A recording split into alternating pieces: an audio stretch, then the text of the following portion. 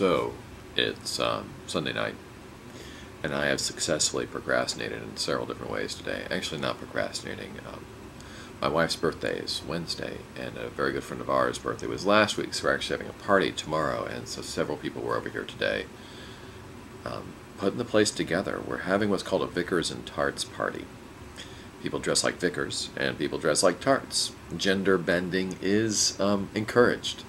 It should be fun. So that's what I've been doing today. Friday, and I've said this in a couple different places on my blog and other places, Friday I had the wonderful opportunity to preach, to share the pulpit with Rabbi Sam Gordon, who's at Sukkot Shalom, and that's a synagogue that actually rents space from us. They use our sanctuary. And it was awesome. It was just awesome. And we talked about the need to tear down the fences between our traditions and honestly, physical fences between neighbors. Get rid of your fence. You know, you live in a suburb. What's going to happen? Is the fence keeping you safe? I don't know. We basically talked how property does not belong to us. There's this wonderful bit in Leviticus chapter 19. I know there's a lot in Leviticus that's odd, but Leviticus chapter 19 is pretty hot and heavy.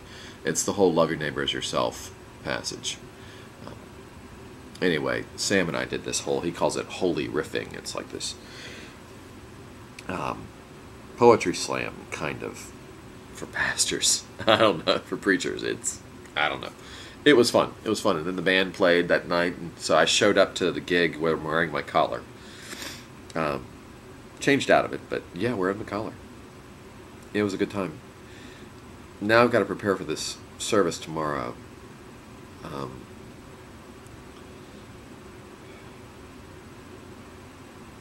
We're doing a healing thing. It's a communion service, and we're doing communion a little bit differently, and I've got to get that in my head. But it's the communion. It's not the communion thing that's throwing me. It's the healing thing. We've got some people in our church who are dealing with significant illness. And this is not one of those churches that does any sort of ritualizing of healing. And none of us, well, I wouldn't say none of us, I'm not sure that, having a nice little ritual about healing is going to necessarily change anything. That's probably sounds like a faithless statement for a Baptist. But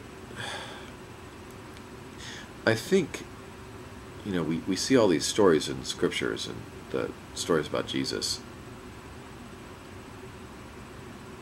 And people's faith heals them. He doesn't do a whole lot of healing. And I don't know. And sometimes he gets bent out of shape when someone says they want to see a miracle. He's like, you shouldn't need miracles to have faith.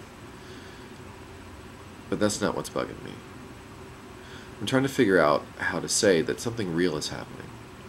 And something, what we might call miraculous, may come from it. But the real reason we offer healing services, a moment of prayer, a laying on of hands, where we actually reach out and touch people we love.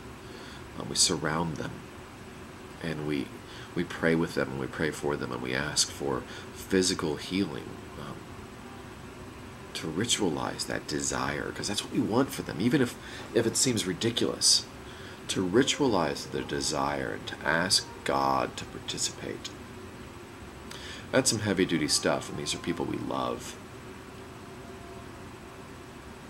And so we face our own doubt. We face our own impotence. Oh, my nose is clogged up. We're powerless. We're powerless. A healing prayer service is often an admission of powerlessness. And that's what's hard about it. So I've got this sermon put together for tomorrow, and after preaching Friday in the band, and then this morning I got up too early, played 9 holes of golf. 9 holes really well, then 3 holes following that were awful, so I went home. I'm not a good golfer, and I've taken it up since I moved up here. It's strange.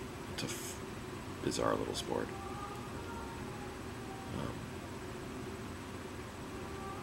I'm tired, and I need to write this thing down.